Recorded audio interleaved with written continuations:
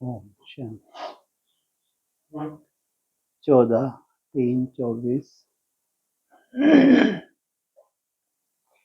बाप ने अपना और सृष्टि चक्र का परिचय तो दिया है। यह तो बच्चों की बुद्धि में बैठ गया है कि सृष्टि चक्र हूबहू रिपीट होता है।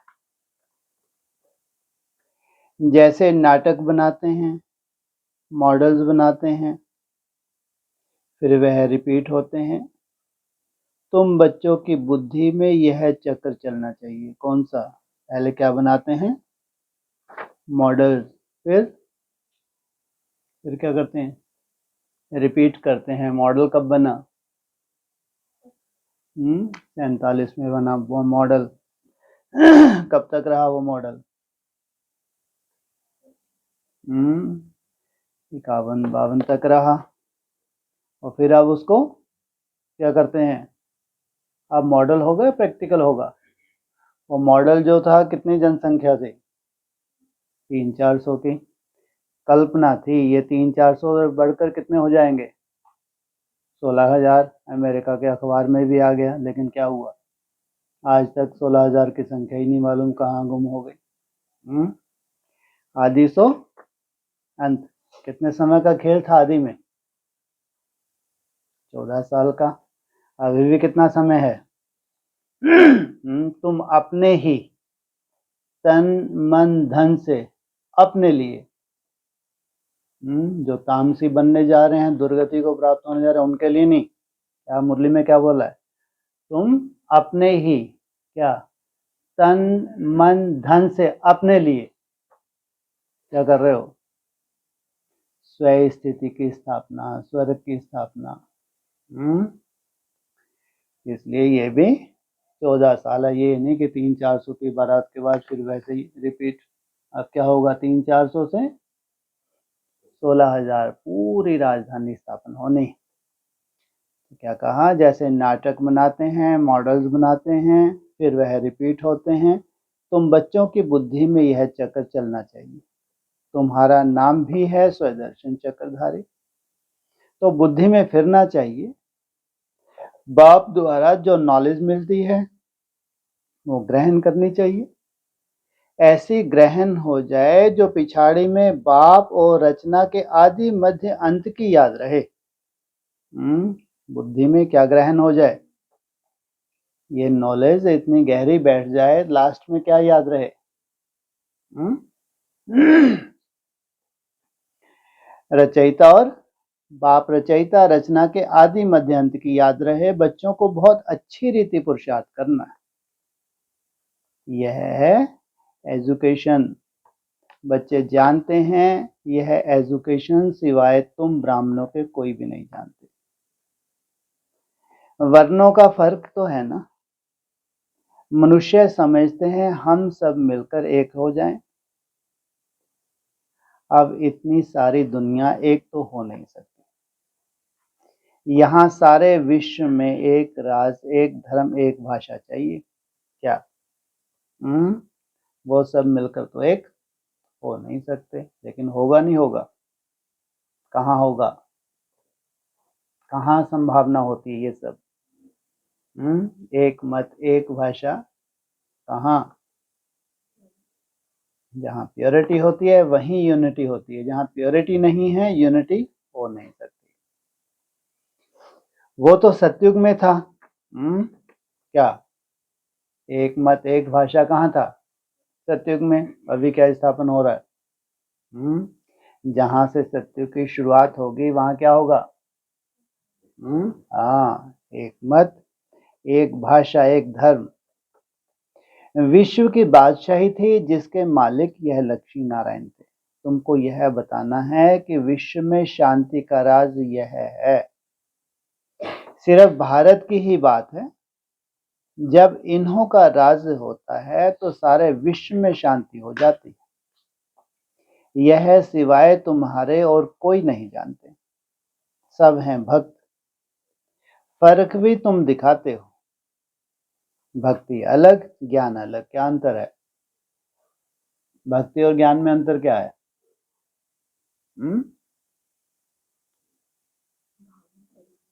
भक्ति मार्ग क्या करते हैं, मुर्दाबाद। भावनाओं से थोड़ी काम चलता है। ज्ञान माना समझ। भगवान आके तुमको समझदार बनाते हैं, वो भावनाओं के आधार से चलते रहते हैं। 37 में ये हो जाएगा, वो हो जाएगा, स्वर्ग आ जाएगा। ऐसे कुछ होता है क्या? भगवान ने आके समझ दी है, समझ के आधार के तुमको एक्यूरेट साक्षात्कार भी हो सकते हैं। जितना जो सूक्ष्म बुद्धि बनते हैं, योग बल जितना बढ़ता जाता है उतना क्या होता है, बंधकों के साक्षात्कार भक्ति मार्ग के होते हैं या मन बुद्धि के? मन बुद्धि के साक्षात्कार होते हैं। तो भक्ति अलग है, ज्ञान अलग है, ऐसे नहीं। भक्ति ना करने से कोई भूत प्रेत खा जाएंगे, भय रहता है क्या? अगर हम भक्ति छोड़ देंगे तो क्या हो जाएगा? या भूत प्रेत हमको वैसे ही नहीं छोड़ेंगे? नहीं, तुम तो बाप के बने हो, तुम्हारे में जो भूत हैं वह सब निकल जाने। पहले नंबर में भूत है देह अहंकार। इनको निकालने के लिए ही बाप देही अभिमानी बनाते रहते हैं। बाप को याद करने से कोई भी भूत सामने आएगा नहीं। इतनी ताकत है इसमें, बाप की याद में। 21 जन्मों के लिए कोई भूत आता नहीं, नहीं तो अभी ये दुनिया क्या बनने जा रही है? हैं जी, क्या बनने जा रही है? अरे भूतों की बात हो रही है ना। तो भूतों की दुनिया हो जाएगी अभी। इतनी अकाल मृत्यु होगी तो क्या होगा चारों तरफ? जैसे कि भूतों की दुनिया। तुम क्या कह रहे हैं बाबा बच्चों को? 21 जन्म के लिए कोई भूत आता नहीं तुम्हारे पास। 21 जन्म के बाद 21 जन्म तक तो भगवान ने गारंटी, कोई भूत आता नहीं। 21 जन्म के बाद सूर्यवंशी के लिए क्या बोला है? उनकी कभी भी अकाल मृत्यु नहीं होती। सोचो आप, पूरे ब्रॉड ड्रामा में उनकी कभी अकाल मृत्यु नहीं होती। अकाल मृत्यु नहीं होती तो भूत प्रेत बन के भटकेंगे। तो कौन से धर्म हैं जिनमें 21 जन्मों के बाद की गारंटी नहीं ली? 21 जन्म का ही बोला, ऐसा नहीं कि 84 का बोल दिया। इतने बुद्धू नहीं है, बहुत समझदार है। 21 जन्म के बाद क्या होने लगता है? द्वापर युग से जो और धर्मों में कन्वर्ट होते हैं, वहां से अकाल मृत्यु का सिस्टम भी शुरू हो जाता है। जितने जास्ती पाप होने लगते हैं तो वो शरीर छुड़वा देते हैं। यह 5 भूत हैं रावण संप्रदाय के। रावण राज्य कहते हैं। राम राज्य अलग है, रावण राज्य अलग है। रावण राज्य में भ्रष्टाचारी और राम राज्य में श्रेष्ठाचारी होते हैं। कहाँ है ये दोनों राज्य? रावण राज्य और राम राज्य। साइलेंस में मेरे को लगा शायद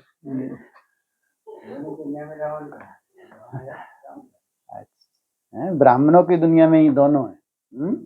ब्राह्मणों की दुनिया में रावण राज भी है तो राम राज भी है। इसका फर्क भी तुम्हारे सिवाय कोई को पता नहीं है। तुम्हारे में भी जो समझू होशियार हैं वो अच्छी रीति समझ सकते हैं, क्योंकि माया बिल्ली कम नहीं है। ये बिल्ली है कौन? माया। कभी कभी पढ़ाई छोड़ देते हैं, सेंटर पर नहीं जाते हैं, दैवी गुण धारण नहीं करते, आंखें भी धोखा देती हैं, कोई चीज अच्छी देखी तो खा लेते हैं। तो अब बाप समझाते हैं कि तुम बच्चों की यह लक्ष्मी नारायण एम ऑब्जेक्ट है। तुमको ऐसा बनना है, ऐसे दैवी गुण धारण करने हैं। यथा राजा रानी तथा प्रजा सब में दैवी गुण होते हैं, वहां आसुरी गुण होते नहीं, असुर होते नहीं। तुम ब्रह्मा कुमार कुमारियों के सिवाय और कोई नहीं जो इन बातों को समझे। तुमको शुद्ध अहंकार है। तुम आस्तिक बने हो क्योंकि मीठे मीठे रूहानी बाप के बने हो। पहले क्या थे? भगवान की पहचान नहीं थी तो क्या कहेंगे? भावनावश चल रहे थे, उनको क्या कहेंगे? जैसे कि नास्तिक। यह भी जानते हो कोई भी देहधारी कभी राजयोग का ज्ञान व याद की यात्रा सिखला नहीं सकता। एक बाप ही सिखलाते हैं। क्यों नहीं सिखला सकता? कोई भी देहधारी राजयोग का ज्ञान नहीं सिखा सकता। क्यों? वो सब हैं ही देहधारी। और भगवान क्या है? भगवान क्या है? विदेही है। वो तुमको क्या बनाने आए हैं? विदेही। वही राजयोग सिखा सकता है। तुम सीख कर फिर औरों को सिखलाते हो। तुमसे पूछेंगे तुमको यह किसने सिखाया? तुम्हारा गुरु कौन है? क्योंकि टीचर तो आध्यात्मिक बातें नहीं सिखलाते हैं, यह तो गुरु ही सिखलाते हैं। यह बच्चे जानते हैं हमारा गुरु नहीं, हमारा है सतगुरु। उनको सुप्रीम भी कहा जाता है। ड्रामा अनुसार सतगुरु खुद आकर परिचय देते हैं और जो कुछ सुनाते हैं वह सब सत्य ही समझाते हैं और सच खंड में ले जाते हैं। सत्य एक ही है, बाकी कोई देहधारी को याद करना है झूठ। यहाँ तो तुम्हें एक बाप को ही याद करना है। जैसे सब आत्माएं ज्योति बिंदु हैं तो बाप भी ज्योतिर्बिंदु है। बाकी हर आत्मा में संस्कार कर्म अपने अपने हैं। एक जैसे संस्कार हो नहीं सकते। अगर एक जैसे संस्कार हों फिर तो फीचर्स भी एक जैसे हों। कितनी वंडरफुल बात है। सबके फीचर्स करोड़ों हैं, एक से हैं, तो संस्कार भी। इसका हमारे फीचर्स का आधार क्या है? संस्कार। कभी भी एक जैसे फीचर्स नहीं हो सकते, थोड़ा फर्क जरूर होता है। यह नाटक तो एक ही है, सृष्टि भी एक ही है, अनेक नहीं। यह गपोड़े लगाते हैं कि ऊपर नीचे दुनिया है, ऊपर तारों में दुनिया है। बाबा कहते हैं यह किसने बनाया है? तो नाम लेते हैं शास्त्रों का। शास्त्र तो जरूर कोई मनुष्यों ने लिखे होंगे ना।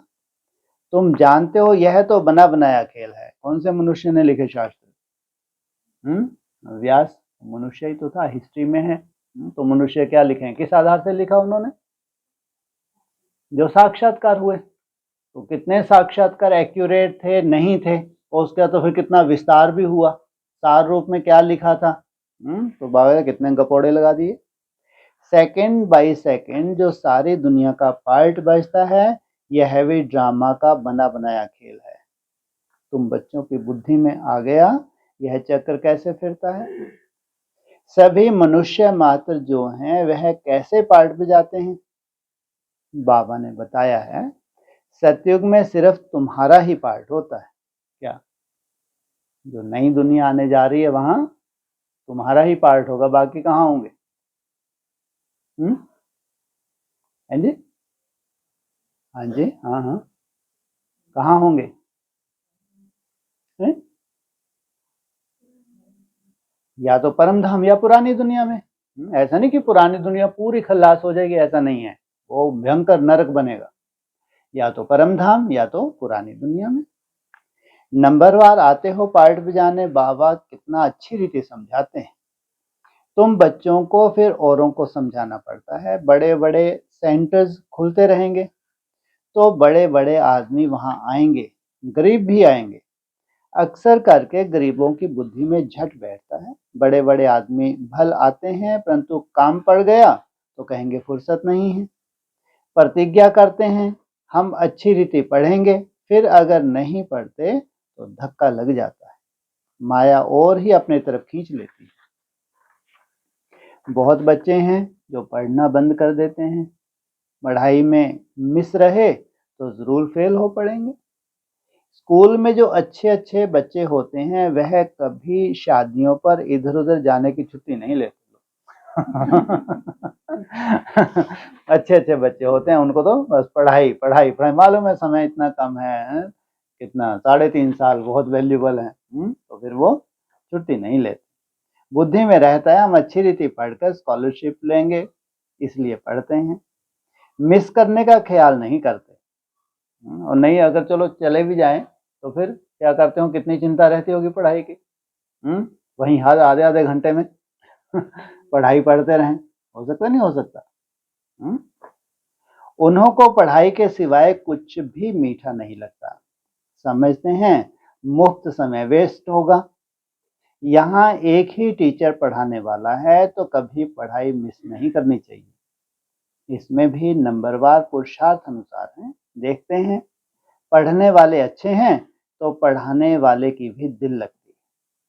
टीचर का नाम वाला होता है, ग्रेड बढ़ती है, ऊंच पद मिलता है। यहाँ भी बच्चे जो जितना पढ़ते हैं उतना ऊंच पद पाते हैं। एक ही क्लास में कोई पढ़कर ऊंच पद पाते हैं, कोई कम। सबकी कमाई एक जैसी नहीं होती, बुद्धि पर मदार है। वो तो मनुष्य मनुष्यों को पढ़ाते हैं। तुम जानते हो बेहद का बाप हमको पढ़ाते हैं, तो अच्छी रीति पढ़ना चाहिए, गफलत नहीं करनी चाहिए, पढ़ाई को छोड़ना नहीं चाहिए। एक दो के ट्रेटर भी बन पड़ते हैं, उल्टी सुल्टी बातें सुनाकर। परमत पर नहीं चलना चाहिए। श्रीमत के लिए कोई कुछ भी कहे, तुमको तो निश्चय है बाप हमको पढ़ाते हैं, फिर वह पढ़ाई छोड़नी नहीं चाहिए। बच्चे नंबरवार हैं, बाप तो अव्वल नंबर है। इस पढ़ाई को छोड़ और कहाँ जाएंगे, और कहाँ से यह पढ़ाई मिल ना सके। शिव बाबा से पढ़ना है, सौदा भी शिव बाबा से करना है। कोई उल्टी सुल्टी बातें सुनाकर औरों का मुख मोड़ देते हैं। यह बैंक शिव बाबा की है, समझो। कोई बाहर में सत्संग शुरू करते कहते हैं हमें शिव बाबा की बैंक में जमा करना है। कैसे करेंगे? बच्चे जो आते हैं शिव बाबा की भंडारी में डालते हैं, एक पैसा भी देते हैं तो 100 गुना होकर मिलता है। शिव बाबा कहते हैं तुमको इनके बदले महल मिल जाएंगे। यह सारी पुरानी दुनिया खत्म होने वाली। धनवान अच्छे अच्छे कुटुंब से बहुत आते हैं। ऐसे कोई नहीं कहते कि हमारी शिव बाबा के भंडारे से परवरिश नहीं होती है। सबकी पालना हो रही है। कोई गरीब है, कोई साहूकार है। साहूकार से गरीब पलते, इसमें डरने की बात नहीं है। बहुत चाहते हैं हम बाबा के बन जाएं, परंतु लायक भी हों, तंदुरुस्त भी चाहिए। ये क्या मतलब? लायक तो चलो समझ में आया, तंदुरुस्त भी। भगवान को बाबा बाबा मन बुद्धि से करना है, शरीर से करना है? क्या चाहिए? तंदुरुस्ती देखनी हो तो नई दुनिया में देखो, आगे चल के क्या स्लोगन लगा देंगे बाहर। ये क्या है? ये रूहानी हॉस्पिटल भी है। मन बुद्धि की तंदुरुस्ती और शारीरिक तंदुरुस्ती अगर देखनी हो तो कहाँ देखो? हाँ, ये फैल जाएगा चारों ओर। अगर तंदुरुस्ती देखनी हो वहां जाओ। बाबा ने कहा क्या होना चाहिए? तंदुरुस्त। ज्ञान भी दे सकें। गवर्नमेंट भी बहुत जांच कर लेती है। यहाँ भी सब कुछ देखा जाता है, सर्विस कर सकते हैं, नंबरवार तो हैं। सब अपना अपना पुरुषार्थ कर रहे हैं। कोई अच्छा पुरुषार्थ करते करते फिर एब्सेंट हो जाते हैं, कारने आकारने आना छोड़ देते हैं, फिर तंदुरुस्ती भी ऐसी हो जाती है। बहुत गहरा संबंध है। एब्सेंट होते हैं तो कहाँ से फिटनेस जाना शुरू होती है? हमारे यहाँ एब्सेंट होते हैं तो फिटनेस कहाँ से जाना शुरू हो जाती है? मन बुद्धि से। मन बुद्धि में फिर वैसा ना नशा रहेगा ना बाबा की याद रहेगी, तो फिर धीरे धीरे क्या होता है? तंदुरुस्ती ऐसी हो जाती है, फिर तंदुरुस्ती भी वैसी हो जाती है। एवर तंदुरुस्त बनाने के लिए यह सब सिखाया जाता है।